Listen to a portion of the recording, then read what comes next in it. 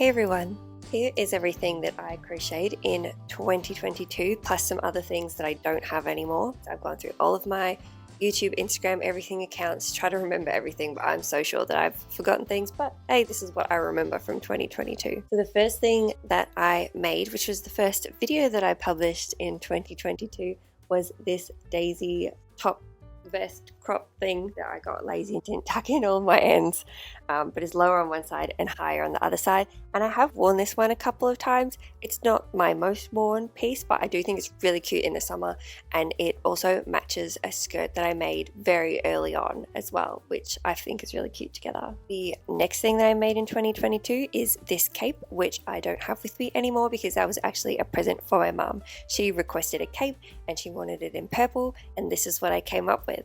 She has worn it a few times, so I think she likes it. I also made a bunch of bags in 2022, and I have some of them with me. I made a drink bottle bag that was a present, so I don't have that one anymore.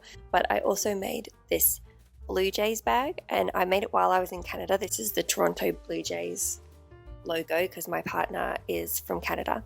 And it was my travel project. I think bags are a great thing as a travel project, particularly because you can put the yarn inside the bag that you're working on when you're not using it. So when you're packing up, you put the hook and the yarn in the bag and you carry it around like that in your bag, and it's kind of a bit protected. So I really like using bags when I'm traveling. I also started working on this one while I was in Canada, which I haven't finished it yet. I'm still going, but it currently has the yarn and the hook sitting on the inside. I was also working on a beach bag. One second. I was saying that I was also working on a beach bag at the start of last year. So this is like my summer beach project, and was working on it only at the beach. So I pretty much haven't touched this since last summer, but I'm going to the beach soon and I'm looking forward to maybe finishing it this year. So bags are a great project if you're traveling or on holiday, in my opinion. The next thing that I made, which was also a tutorial, was my Catwoman beanie. I was inspired to make this when I was watching the Batman movie with Robert Pattinson and Zoe Kravitz. I'm not gonna lie, I didn't love the movie, and I did spend most of it planning in my head how I was gonna make this, but it turned out really well, and I actually sold a few of these on Etsy. So I spent a lot of time making these last year, and I've got it down to pretty much memory. I can just whip one out when I need to. So yeah, that's the beanie. I haven't actually got a chance to ever wear it anywhere properly. I'm still waiting to be invited to a costume party, and as soon as that happens, I will be going as the Catwoman.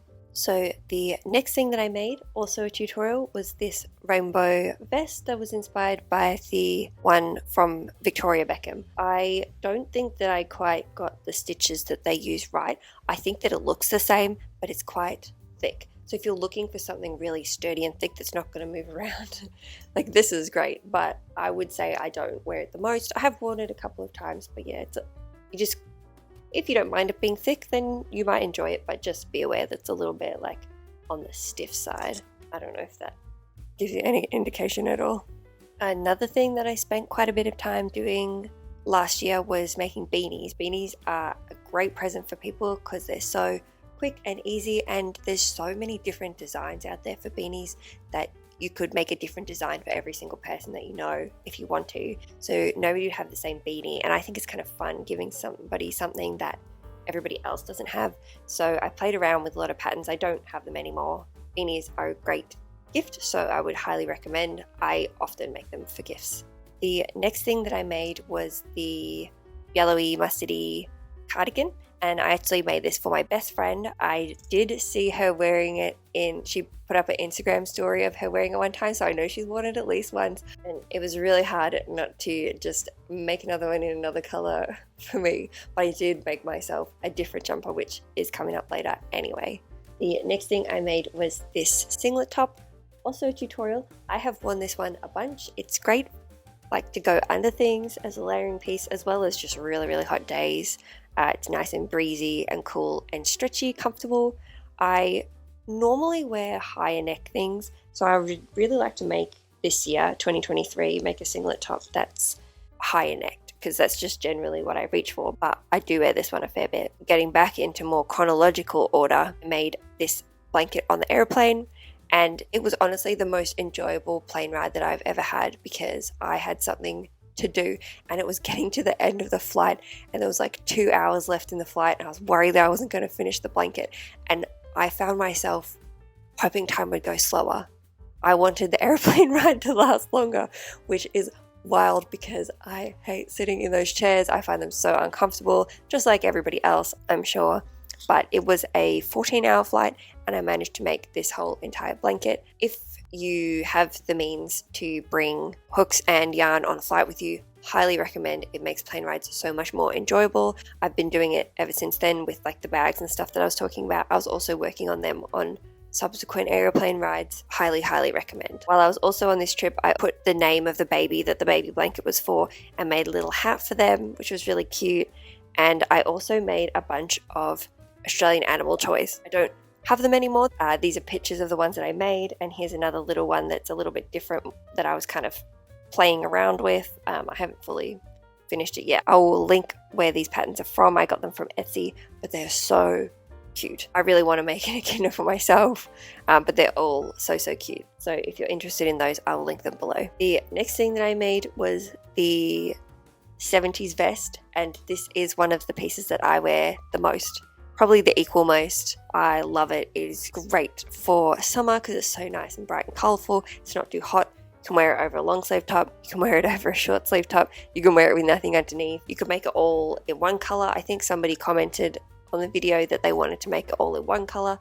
I still think that would look cool because the different stitches would give it a bit of texture anyway. The next thing that I made actually looks a little bit different now. It was a vest. I made it as a vest without sleeves, but I decided that I actually wanted it to have sleeves, so I've now added the sleeves, and the tutorial to make the sleeves and attach them to the vest should be coming out soon, but I'll be posting the whole thing. So if you want to make it as a jumper, stay tuned for that. Make sure you hit that subscribe button if you were interested in making this. Another thing that I made was I had a few friends that had babies this last year, and I made a bunch of little bees and made a wall hanging out of them, and it's so cute.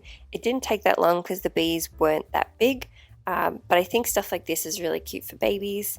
You can pick any toy or any animal that you really like, as long as it's not too complicated if you're going to make multiple, and just make a couple and put them on a wall hanging. I also did a similar thing with octopi the previous year, 2021, and that turned out so cute as well, and that one was more of a mobile. Then I made the grey v-neck vest, which I really like, but as you can see, I don't have it anymore.